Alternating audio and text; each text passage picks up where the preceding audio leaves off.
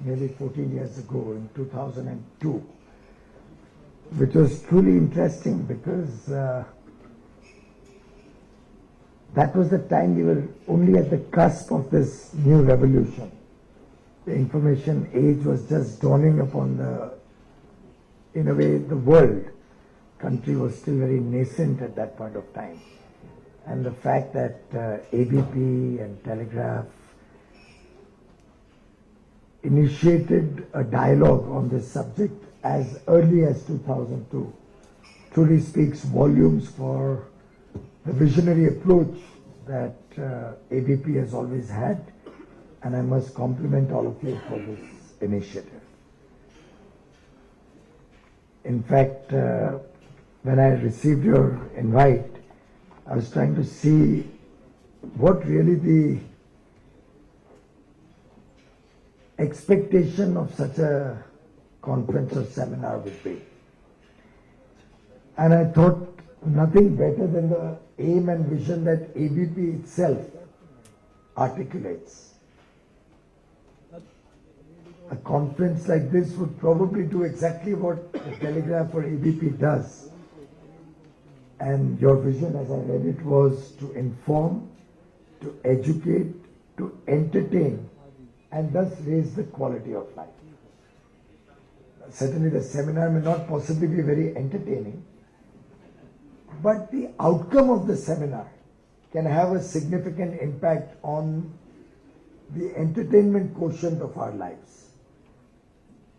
And I believe in this new age of industry with the Internet of Things, the topic that you set up for this session, very clearly we can see the Internet playing the role of a fulcrum of a 360-degree holistic development of a human being. I would be very surprised if any of us in this room can get by, forget a month, forget a week, possibly difficult even to get by 24 hours without going into the Internet at least once or twice in a day. Many of us would be hooked onto the Internet far more than that. I remember only yesterday night I was chatting with my daughter who's in an exchange program in Kyoto, and she didn't even know that there had been a cabinet reshuffle or any of that. She was totally engrossed in her work there. So my wife mentioned to her that there have been changes here, and as my wife was talking, she was Googling over there to get the information, and oh my God, the typical 19-year-old girls. Oh my God, this has happened. Oh my God, this is also done. And it's interesting to see the way technology has been able to make the whole world so much smaller and bring us all together. When we talk of a globalized world, when we talk of interconnectivity, when we talk of engagement across boundaries, I think there can be no better reflection than the role that technology plays in that.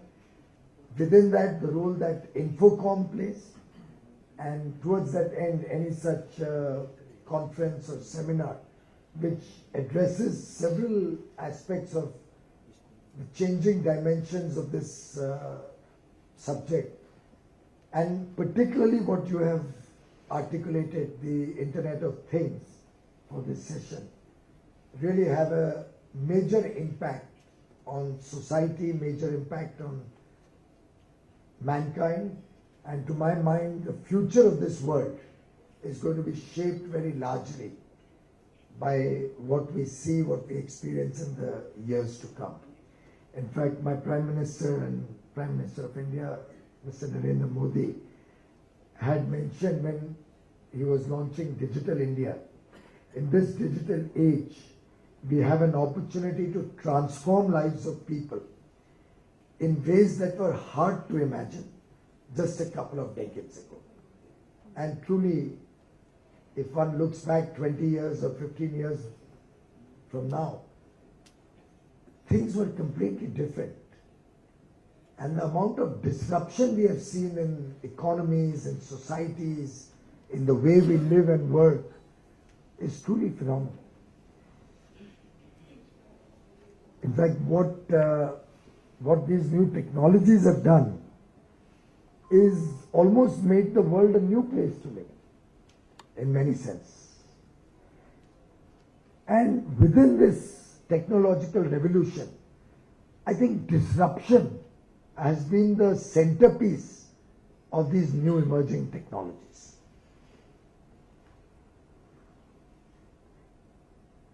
In a way, if you look at various things that have happened over the last 15 or 20 years, you'll see so many things that we couldn't have imagined back then.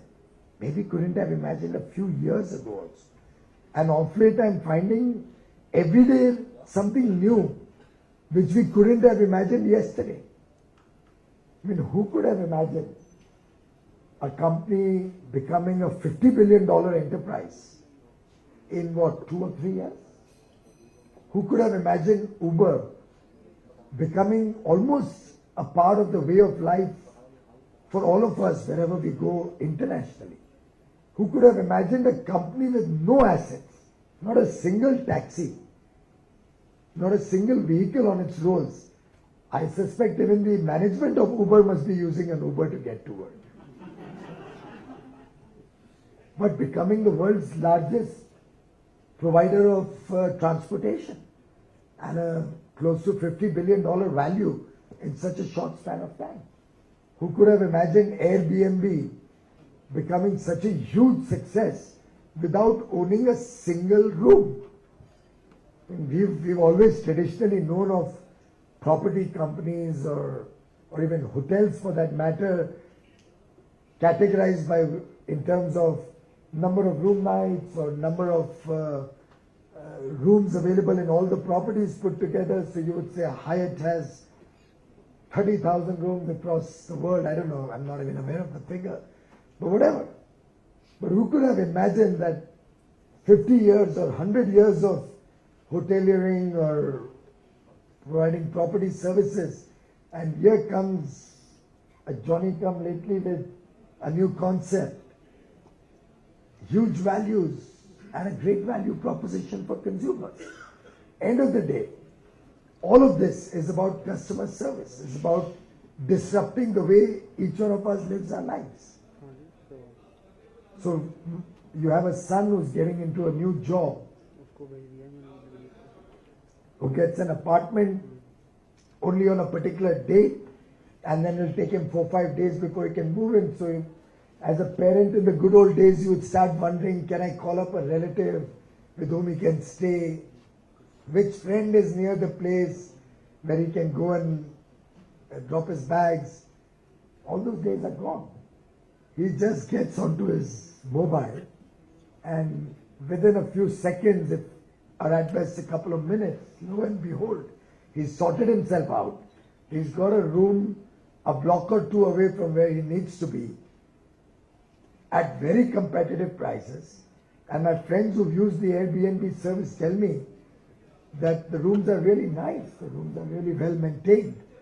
You may not get concierge service, or you may not get maybe room service, but that's not what today's mobile, highly mobile entrepreneurs or mobile workforce is really looking for.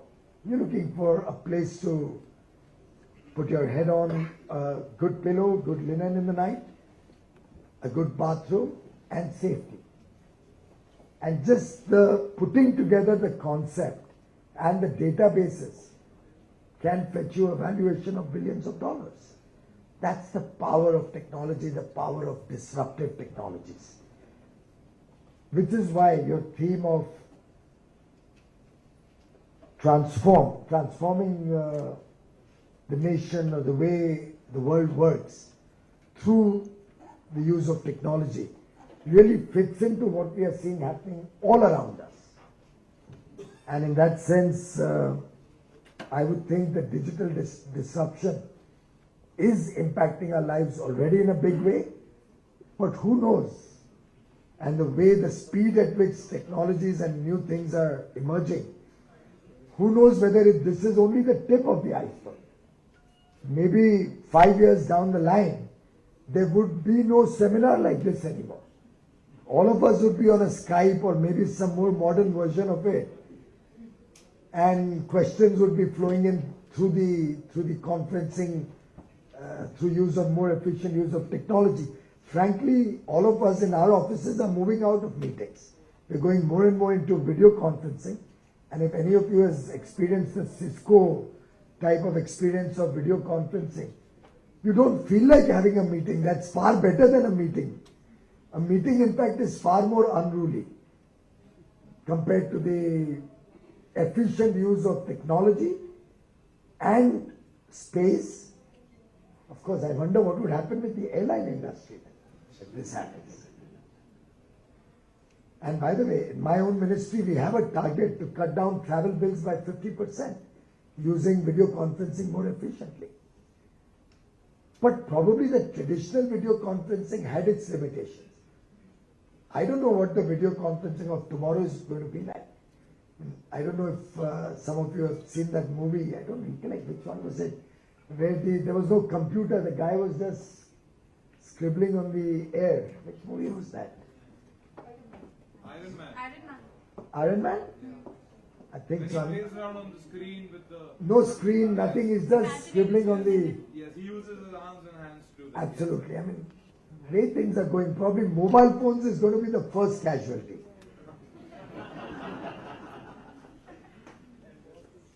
But well, then maybe we'll go back to the Mahabharata and the Ramayana. Because a lot of these things we've seen written in the scriptures, which at some point of time when we were young and we would watch maybe the Ramayana being played out during Dasra or before Dasra, would find very ridiculous, now almost seeming to look like possibilities. So if in the Ramayana you had a person putting up his hand and 1,000 arrows coming onto it and he's stopping all of that, I don't know with new age technology whether even missile bombs and nuclear bombs will have some such poop coming out and protecting the boundaries and borders of nations. I don't know what's going to happen. But that's the power of opening up your mind, power of disruptive thinking. Modeling new things and new thoughts. So today, a young person in a small village can become a tech entrepreneur, can possibly walk up to a bank and draw a small loan under the Mudra Yojana, can possibly look up the Startup India Fund for providing seed capital for a new idea he wants to initiate or develop. And who knows which one of them is going to become a Bill Gates. Who knows which one of them is going to become our version of Mark Zuckerberg or Alibaba. And I think that's the power that technology brings. And that's the huge advantage that we in India, all of us, you and me, have to leverage the new age technology, leapfrog the development cycle, go straight into the future. We don't have to reinvent the wheel. We don't have to go through the cycle of development which many other countries maybe had to. We may be actually able to reach the benefits of growth, of development through technology in a far more efficient manner, in a much faster way, to the remotest corner of India, to the people across the world, much faster than maybe even the Western world. Only 3 or 4 days back, somebody was talking to me about the power business in India. And in the course of the conversation, he said, yeah, but in any case, maybe 10 years down the road, electricity is going to be wireless. So in any case, this issue won't be relevant. And set my mind thinking, my God, I'm investing billions of dollars on transmission lines.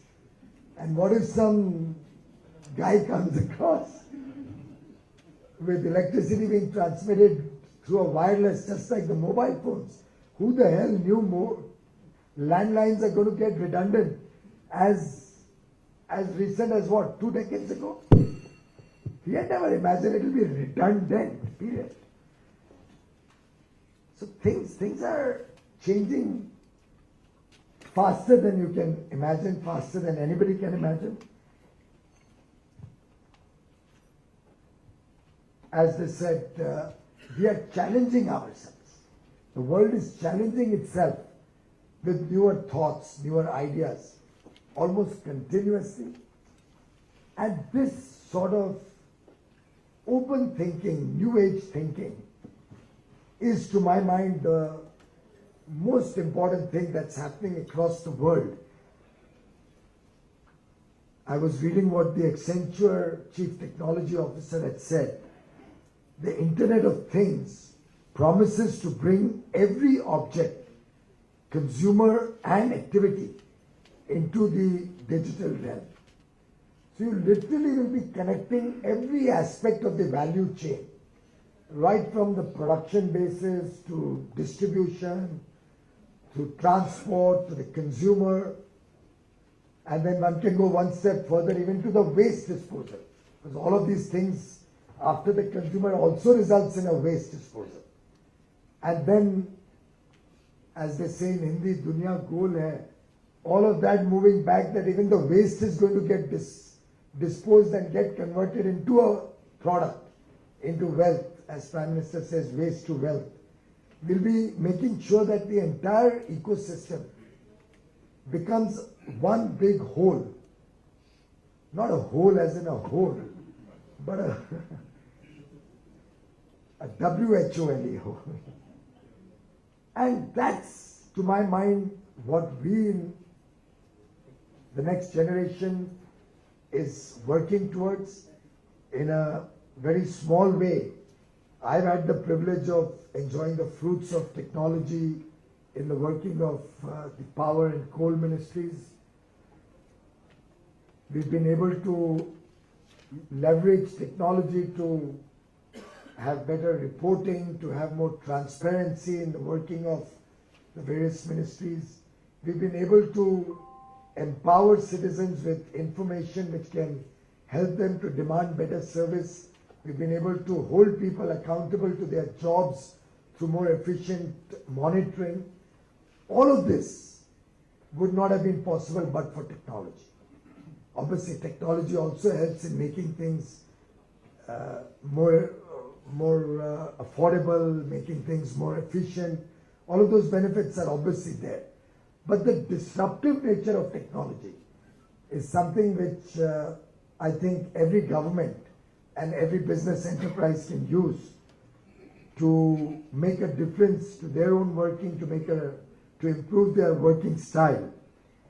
And going forward, just like we are already planning smart cities or smart grids, I would think the Internet of Things will ultimately lead to a smarter life for all of us. And I wish all these developments, these new age technologies put together, lead to the emergence of a happy life, a smart life for each one of us in this room and beyond. Make this a smart country and give each one of you and the people of India a smart future. Thank you very much. A big hand for the Minister. I must say, it's the industrial sector which is really going through a transformation. Increasingly, factories are being connected, machines are talking to machines, people are different kind of manpower required for all this. The German government has turned IoT, Internet of Things, in industry into a kind of mantra. They have adopted a set of policies committed to run industry. In India, we are talking about IoT in a lot of things. As you said, smart cities, smart trains. We aren't really talking about developing smart factories. You are the man who's charged with bringing about an energy revolution in this country. You've done a lot of things. My first question is going to be, well, there would be tons of initiatives that would happen at different levels. But let me try and bring out 2 or 3 examples just to give you a flavor of how this whole thing works. You are all aware of the collapse of the grid in 2012. It happened twice in 2012. In fact, I was at a media interaction over lunch earlier today, and they were reminding me about that old collapse of 2012 and asking me, what have you done to make sure it doesn't happen again? Now that's where technology plays a role. Today we have been able to create such a robust control room and infrastructure leveraging on technology, which is very close by in Delhi, by which we can even predict and map out what is happening on the weather front, on the external environment, and plan the grid according to that. So let me give you a live example, the Hudhud cyclone, which happened in Visakhapatnam on the Andhra Pradesh coastline. When Hudhud was anticipated or expected, in that control room, the progress of Hudhud on the ocean was monitored until it came close enough to Visakhapatnam. The entire grid was shut down in phases as the grid progressed and till it fizzled away.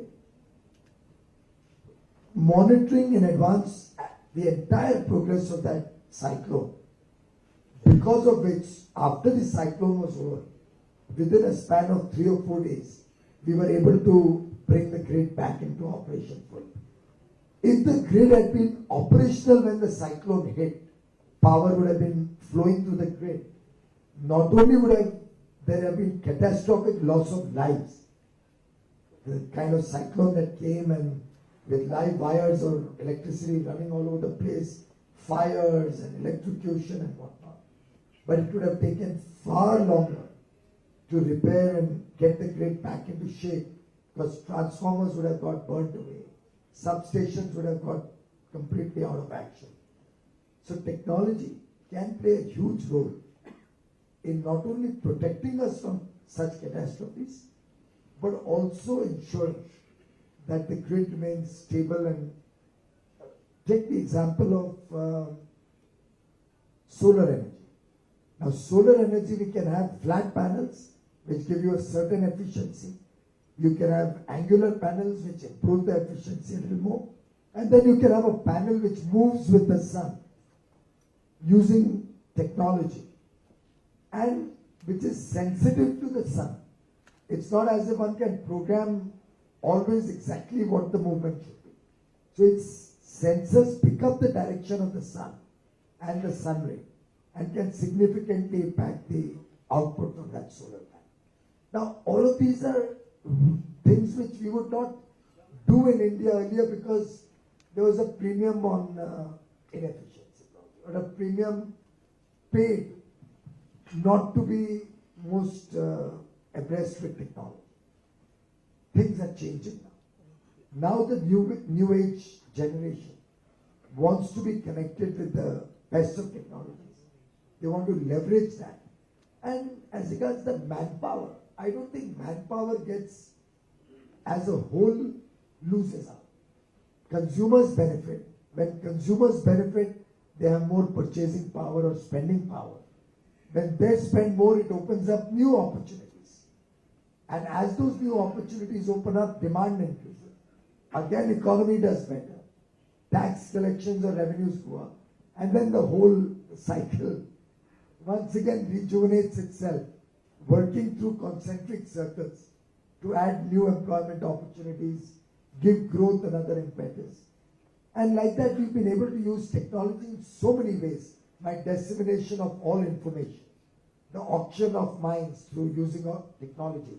So a person sitting in Alaska could bid real time and buy a mine through the auctions. And now I'll have to look at new auctions starting all over again, new mines. And we'll again bring in the highest degree of transparency and greatest degree of customer engagement or people engagement through the use of technology to bring about, I would believe, a corruption-free, efficient, and service to the consumer being the motto, that kind of administration for the people. Thank you, Mr. Minister. That was a lovely answer. Yes, examples are the best way of answering what we were. Suddenly flag it off.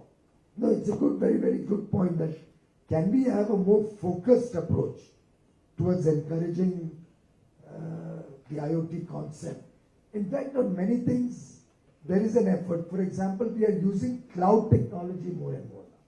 So earlier the fear used to be, oh, if we are putting in data into the cloud, will we compromise on security? I think things are changing. People are realizing that just putting in data into the open, into the cloud architecture does not compromise security. No one can have firewalls around that. So my own sense is it's a very good suggestion. As a nation, one should look at more focused interventions to be able to leverage on IoT to impact the various programs of the government of India. We'll do that. Good point. Thank you. What are we doing? How are we guarding against this? I just, in fact, yesterday I was asking my officials why is it taking so long. I just engaged an IPS officer who's just retired to help us create a architecture against cyber attacks on the power infrastructure. It's clearly a very serious issue. Having said that, our teams have been looking at it, but I would acknowledge that we don't have as robust a technological framework or a backbone to protect against the kind of hackers that we have today. They always seem to be one step ahead. And today the situation is that even the most developed Western countries are finding a lot of problems. You can literally hack into, I'm told, records of the Pentagon today. So clearly an area that we all have to be worried about, that I'm particularly concerned about. We are looking at what can be done. A lot of it is also about people engagement. Many of these things one can come to know. If there's a hacker, there's somebody else who can detect the hacker. So it's something where I will seek the participation of more and more people. And these type of technological challenges will keep coming. We'll have to keep overcoming them. And then there'll be a new challenge coming in. I think that's a part of the evolution of the internet. True, I agree with you. I'm sure there are many in this hall. Not mine. All right. There's a Big huge surplus. All right. If India needs to double its power production, given the infrastructure and the generating capacity we have today, plus the plans of the next 3 or 4 years, I can assure the people of India we have the ability to double our power production within the next year. And if tomorrow we need to add 50% more power into the system, I'm ready for that. Tomorrow, 50%. So we are making about 1.1 trillion units of electricity annually now. We can go up to 1.65 next year. That's the situation. Wonderful, wonderful. Being from Eastern India, even this year we are supposed to have a small power shortage. Can I use the word small? Yeah. It's not a power shortage as such. It's a technical shortage. No, even on the peak, we don't have a shortage. It's a technical shortage. It's how you plan your demand and supply. Very often, states don't buy power and rather show a small shortage. First, they should not even show that shortage. It's thanks to that Vidyut Prabha, again leveraging technology, that we put out in public domain that power is available at this price. And I'll share with you right now, since Telegraph or ABP comes from West Bengal. Let me tell you what the power is available at for the West Bengal government to buy at this moment from the power exchange. So as we speak, it's an interesting price. As we speak, power is available for the government of West Bengal to procure at 2 rupees 10 paisa per unit in the power exchange. And we're delighted to know 5,454 megawatt. 5454 megawatt has been offered on the exchange. But if somebody buys that, I promise you there'll be another 5,000 following. And if somebody buys that, there'll be 10,000 more following. People are not generating enough power because of the demand. So I think it's not shortfall, it's just that we've just brought in enough coal into the system from a situation where 2/3 of India's power plants didn't have adequate coal or were working on critical stocks of coal. Today in the entire country, not one power plant, not one, has critical coal stocks against 2/3 of the power plants when I became minister. On the contrary, I was doing a review of Maharashtra. They said that 2 years back, Maharashtra stocks on the power plants were down to half a day. And last week when I did the review, or 10 days back, it was 22 days of stock. I have another 30 days of stock at the coal pit heads. So even if for 50 days, as a nation for about 55 days, if not a single kilo of coal is produced, you won't have a power plant. That's wonderful. That's really good. Ask you too many questions in mines. But, Eastern India is mines. Any thoughts you would like to share with us on what steps you want to take? Well, at the outset, Mr. Narendra Singh Tomar, who's been given a far more important charge of rural development, has done an outstanding job running the Ministry of Mines. He's created the entire framework for a more honest and equal opportunity allocation through auctions of exploration licenses, mining leases, mining approvals. He's really done tremendous work to set the systems in place to bring about a complete overhaul of the way things have been done in this country for generations. I must compliment him for that. So in that sense, my job becomes that much more easier. It's more like, if some of the older gentlemen will remember, in the good old license Raj days, there used to be a COB license, carry on business license. So my job is more like a carry on business job that I'm doing. Within that, I'll make an effort to bring in a greater degree of transparency. I'll try and speed up things for which I need a lot of support, particularly from the eastern states like West Bengal, Odisha, Chhattisgarh, Jharkhand, where many of these mines are located. And I'll try and bring in and leverage on technology so that we can make the whole processes and systems far more efficient and serve the people of India better. Thank you. That's quite revealing. We have about 15 more minutes. Can I take this question? We can throw the floor. For a lot of information that you have given and the very good power situation that we have mentioned, that was very encouraging. However, and especially where I work, the power situation is very bad. That is number one. And as the power situation becomes bad, the power complicated sort of situation. Could you show some light? Very good question, sir. See, is that power and distribute it to the last mile consumer who needs it. That's where the gap is, on which we are working in partnership with the states. Central government has introduced two major programs, Deen Dayal Upadhyay Gram Jyoti Yojana for rural India and the Integrated Power Development Scheme for urban India, through which we are supporting them through funds, through technology, through hand-holding, in investing nearly $18 billion, about 1,11,000 crores worth of technological upgradation of the infrastructure to ensure last mile connectivity to all the consumers of India. Prime Minister Modi had committed to the nation that he'll make sure every household, every farmer, every industry gets power by 2022. We are trying to work through making that happen by 2019, 3 years ahead of schedule.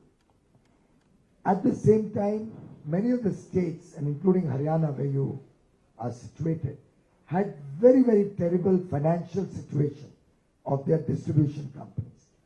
Haryana's losses due to power theft, non-payment of bills, bad transformation capacity and distribution infrastructure were extremely high, rather continue to be extremely high. We are working with the state government. We've introduced Uday, the Ujjwal Discom Assurance Yojana. Haryana is a part of it. We are helping to strengthen the DISCOM, bring down their losses, strengthen the DISCOM's ability to buy power. I have myself gone to Gurgaon with the Chief Minister. We've drawn up a plan which Chief Minister recently told me has been put into motion for upgrading the infrastructure in Gurgaon. The country is huge. The demands are huge. My own suspicion is we need to invest $1 trillion in this industry in the next 15 years to really create a robust, long-lasting, sustainable, environment-friendly infrastructure. But I'm very confident that the way things are progressing, we are well poised to achieve that kind of an investment, and we are very well poised to ensuring that every household, every industry gets 24/7 power, every farmer gets adequate power, and diesel generators and inverters can be made a thing of the past. There are, of course, different elements of the value chain. We are addressing each element systematically. After all, if I invest in distribution infrastructure and there's no generation, it will not make any sense. If I don't have coal or gas, if I invest in generation, it won't make any sense. So we've really done a root cause analysis, prioritize what are the areas that need immediate attention. We focus ourselves in sorting out the fuel problem, coal, gas, all of that. Focus our energies on expanding the transmission grid so power can flow seamlessly across the country. Working now to strengthen the distribution infrastructure, Uday being the fulcrum of that. Renewables has received an unprecedented thrust. We are embarked on the world's largest renewable energy program, a measure of the commitment Prime Minister Modi and his team have towards a clean environment, towards protecting and saving the environment for our future generation. So it's a holistic plan working through different stages which will help us to reach 24/7 power to you.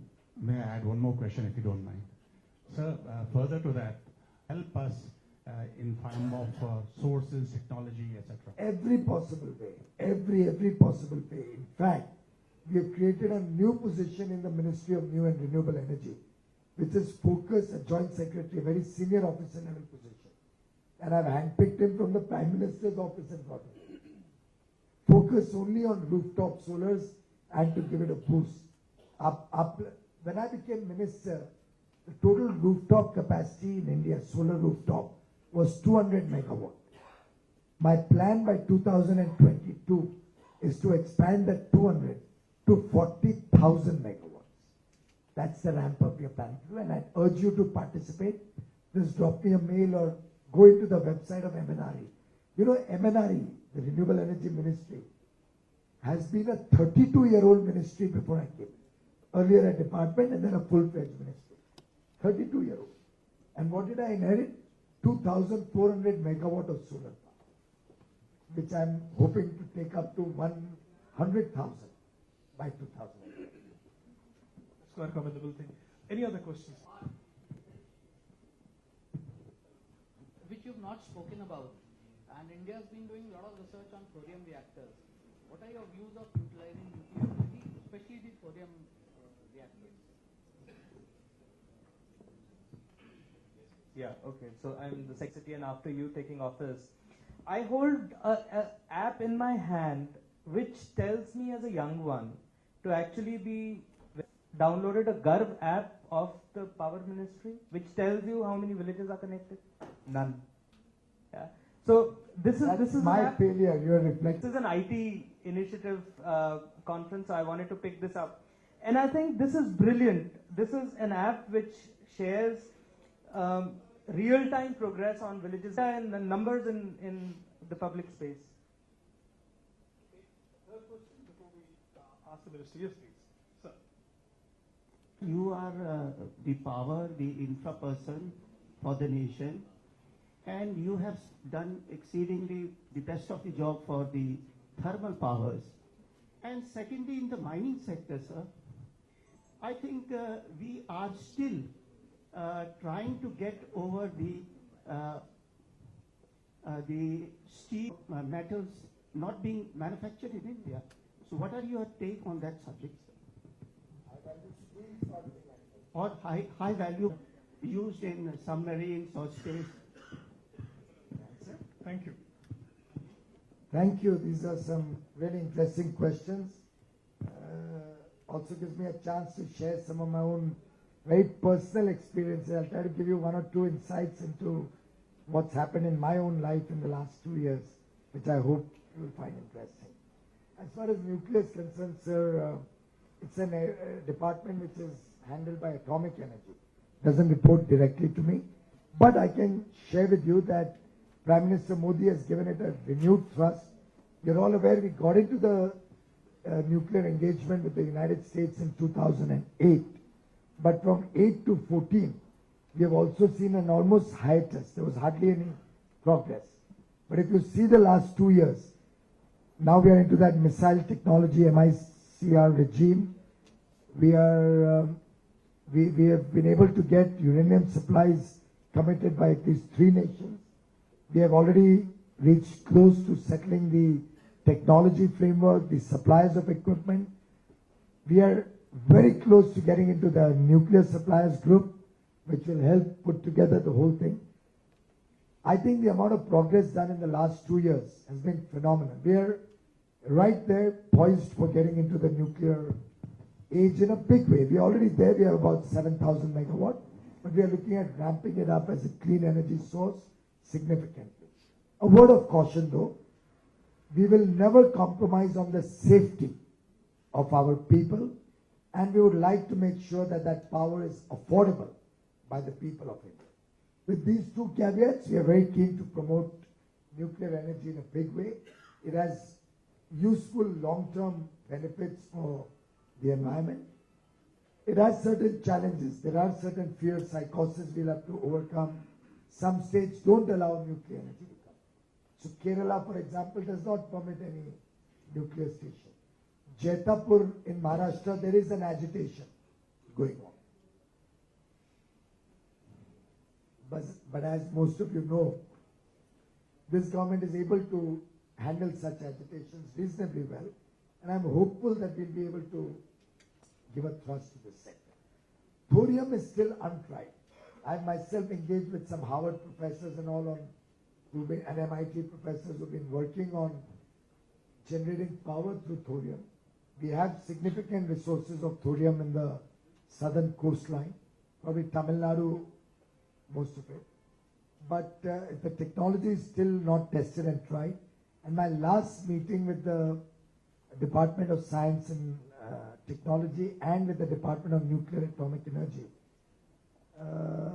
they mentioned to me that this technology is still about 50 years away from commercial application.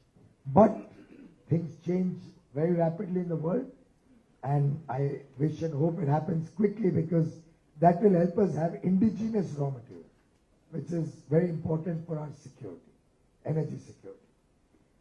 Weber, thank you for pointing out about the Garv app. I won't get much into the detail of the app. If any of you is interested, it's available on just Google Garv, and you can Garv, G-A-R-V, and you can get it on any of the Google Play stores and download it free of charge. Use it whenever you want. It's a plethora of information, and while it gives information about villages getting electrified with name, date, report of the officers who inspected it, the quality problems also, or any negative also is given in that app. It's not as if it's only about good. So if Telegraph or ABP wants, they can pick up a lot of things from Gulf and make articles and news reports. ABP did run some reports using data out of Gulf, which I have only provided. But I'm glad, because that helps me keep everybody on their toes, hold people accountable to their job. End of the day, the states, I have to work through the states and get them to do it. So I'm happy at any criticism that comes out of my own information in the spirit of transparency. But you asked me how it happened. That's the story I thought I'd share with you. Some of you may like it. Somewhere around March or April 2015, I had gone to have a conversation with the Honorable Prime Minister at his residence early morning one day to discuss with him the progress he'd had on the auction of coal blocks. Soon after the Supreme Court had cancelled, we came out with the new method of allocating these coal mines, transparent auctions. So I just hopped across to give him a feedback on what's been the progress, what's happened. I gave him the report and I just barely caught up to leave. And he asked me, Piyush, how many LED bulbs have you given out so far? I had launched the LED bulbs program at the hands of the Honorable Prime Minister on 5th of January 2015. It was about 3 or 4 months after that. I was foxed. I had not come even prepared to respond to that. Anything to do other than the coal blocks and their auction. And any of you will appreciate when you're going to the Prime Minister and with his incisive knowledge on many things and the kind of questions or in cricket language, the googlies he comes out with. You normally prepare yourself quite well, so you are all focused about the coal mines and you're asked, how many bulbs have you given out so far? I said, I'm not aware of the current figure, I'll get back to you. And I had sat down by that time. He said, and I'll say it in Hindi so you get the sense of the conversation. It was not a kitne aadmi the moment. Shole, kitne bulb बेच चुके हो? That was the question. After I said कि मुझे पता नहीं, check करके बताऊंगा.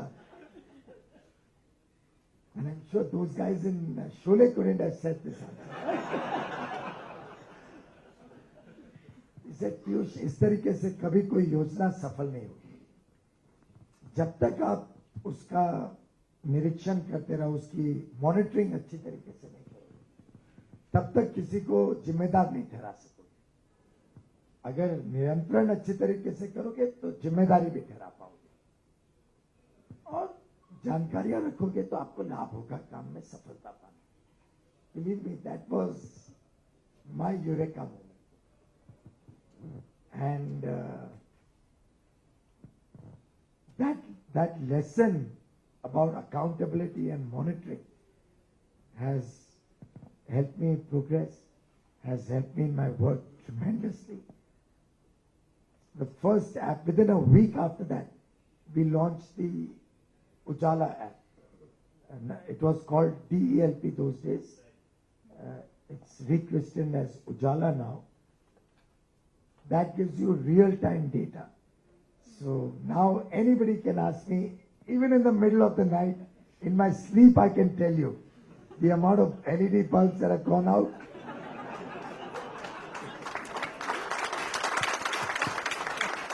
Until 1 minute before you ask me that question. Because it's updated every 60 seconds. And is the time 5:10 just now? Also tells me it's time for me to leave the session. But as on 5:10, 12 crore 78 lakhs 24,429 bytes. Oh, by the way, the number is changing now. The 1 minute.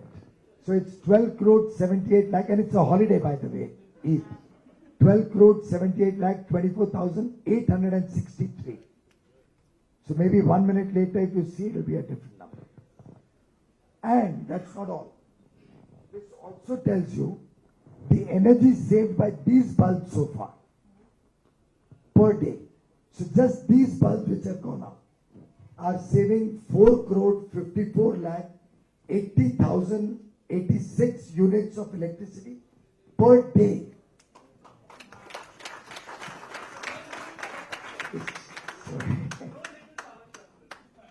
The cost saving per day, it tells you, it's 18 crore 19 lakh 20,345.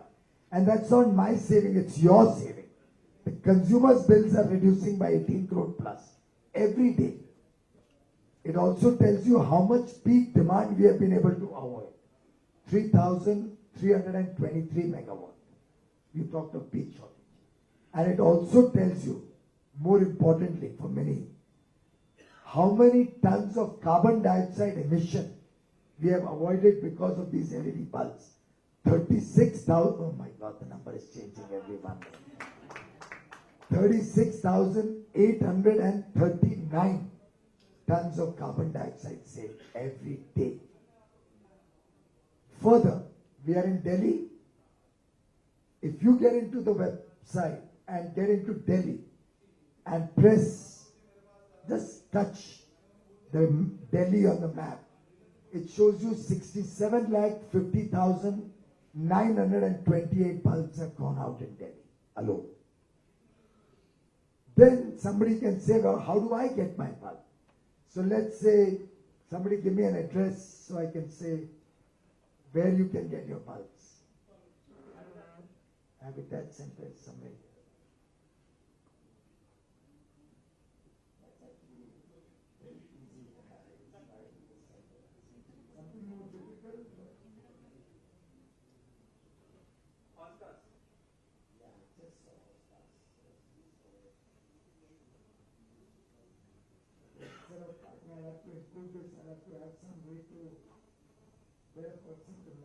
Otherwise, from here, Nizamuddin would be close by, right?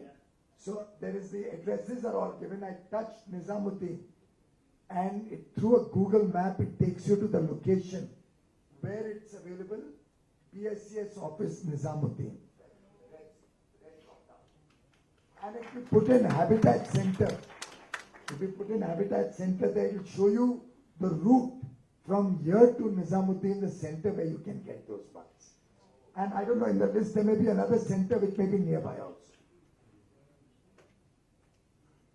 Yeah, I think this should be amongst the nearest because we are very close by from where we are right now. But there could be Lodi Road, right? We had Lodi Road. Right, so it's right after Lodi Road is PSCS office Nizamuddin. And if you want further, you can press this and through Google Earth it will take you to show you that center. And that's how Garg came in, then Vidyut Prava came in, and each of these websites developed after that. Thank you. Sir, hydro is not lost and forgotten. It's just that the priorities, I like to prioritize my work, otherwise I'll make a mess of everything. But for your information, tomorrow, the Honorable Finance Minister is holding a meeting on hydroelectric projects. Focus only on that subject, with 5 ministers getting together in a room with officials to discuss what we can do to give a boost to the hydro sector. In terms of the mining sector, high value of metals, it's not rocket science to understand why it's not developed. It's very simple. India's demand of high value metals has been so small that at that small level of demand, it's uneconomical and actually unwise to produce in India. So it's always, there's that inflection point when demand reaches a certain level where it becomes viable to produce, otherwise it makes more sense to import. I'll give you an example, CRGO sheets. India still depends largely on imports. But our total demand was never enough to justify that production. But with the thrust we are giving on expanding our infrastructure on the power side, I'm very confident very soon CRGO sheets will become a viable proposition for one or the other company to invest. So it will always be a demand-supply mismatch, and the demand and availability of technology will determine the development of each other. Sir, we are importing. Thank you, Mr. Minister. One intervention, sir. But we are. Thank you very much, sir. May I request Mr. Jayaswal Chaudhary to present a memento to our... इस तरफ थोड़ा हो जाइए भैया, इस तरफ नहीं नहीं यहाँ पर खड़ा करवाना है